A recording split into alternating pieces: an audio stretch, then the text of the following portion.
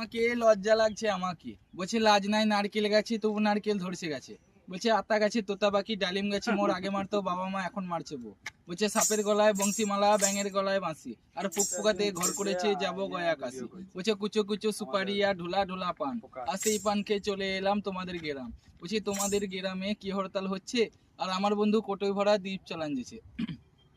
বলছে মা গো মাসি বামুন পিসি বাঘ দেখা করেছি আর নন্দরানের বেটার সঙ্গে কখন হেসেছি।